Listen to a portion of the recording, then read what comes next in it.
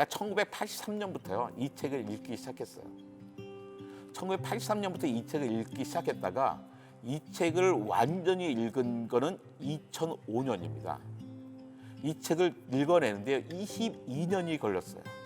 제가 처음에 대학 가가지고 내가 그래도 전공이 생화기인데 이거 하나 읽어야 되지 않겠어? 막 읽었는데 무슨 말인지 모르겠어요. 그리고 또 단때 미국 교수님이 저희 실험실에 잠깐 와 계셨는데요. 교수님이 물어본 거예요. 너 중에 종회기원 누가 읽었냐? 아무도 안 읽었대요. 교수님이 깜짝 놀랐더니 우리 같이 읽자 그러는 거예요.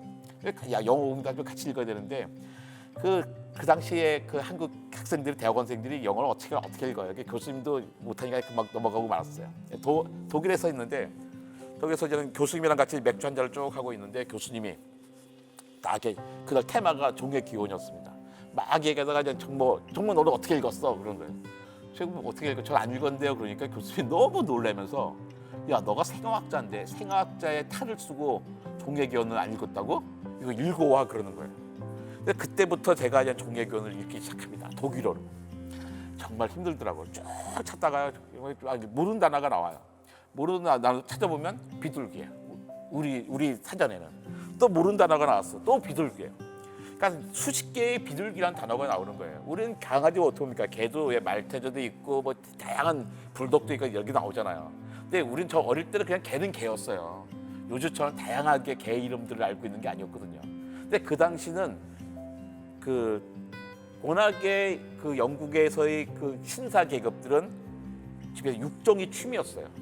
식물과 동물들을 바꿔내는 게 취미였거든요.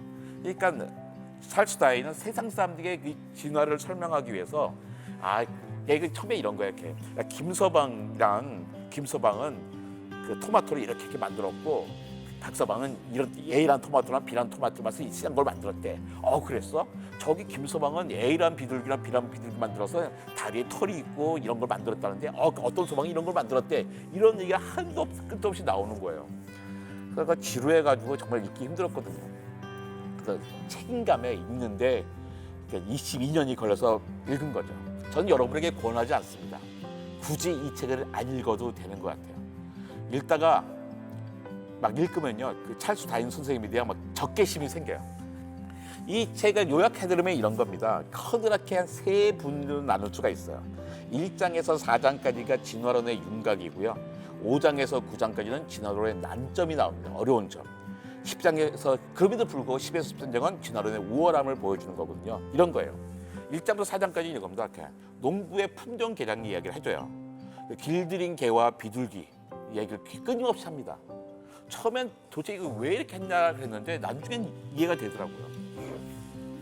종이 변한다는 거예요. 우리가 식물들도 품종을 개량하고 개랑 비둘기도 개량하잖아.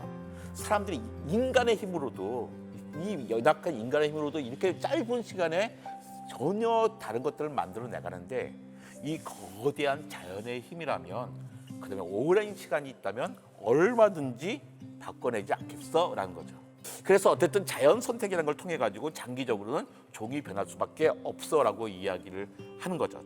자연 선택을 조금 이따 다시 한번 설명을 드리겠습니다. 그러면서 찰스 다윈이 정말로 훌륭한 분인 게 이거예요. 진화론의 난점, 자기론의 불리한 점을 낱낱이 고백합니다. 눈처럼 극도로 완벽한 기관이 어떻게 만들어질 수 있을까? 이게 진화라는 거로 될까라는 거죠. 뻐꾸기의 탕난. 우리가 왜 황새 쫓아가다가 가랑에 찢어진 새가 있죠. 뱁새입니다. 그러니까 뱁새의 정식 명칭이 붉은 머리 오목눈이에요. 붉은 머리 오목눈이 어떻게 생겼을까요? 다 알죠. 우린 이름만 보면 알아요. 붉은 머리 오목눈은 붉은 눈에 눈이 오목 들어갔겠죠. 요만한 새예요. 참새만한 새입니다. 붉은 머리 오목눈이의 알이 하늘색인 곳은요, 뻐꾸기 알도 하늘색이에요. 또 붉은 머리 오목눈이 알이 무슨 풀밭 무늬라면 그곳의 뻐꾸기의 알의 무늬는 풀밭 무늬입니다. 이 뻐꾸기가 뱁새의 알 중에 딱 놓쳐. 그러면서 이제 뱁새는 자기보다 점점 커지는 새끼들 계속 이제 먹이를 주고 뻐꾸기에서 뻐꾸면서 뻐꾸기 새끼는 알아요. 되게 간악한 놈이에요. 자기한테 먹이를 주는 엄마와 진짜 엄마 따로 있는 것도 압니다. 그 나중에는 갓벌이죠. 도대체 이런 창난 같은 게 어떻게 진화할 수 있을까? 생식력이 없는 개미집단, 왜 일벌레들은 자기와 상관없는 여왕벌레를 위해서 그렇게 봉사할까? 내 중간화석이 너무 없는데 이 화석과 이 화석 사이에 내 끊임없이 점진적으로 변한 것 같은데 너무 없잖아. 이런 어려움이 있어라고 다 고백해요.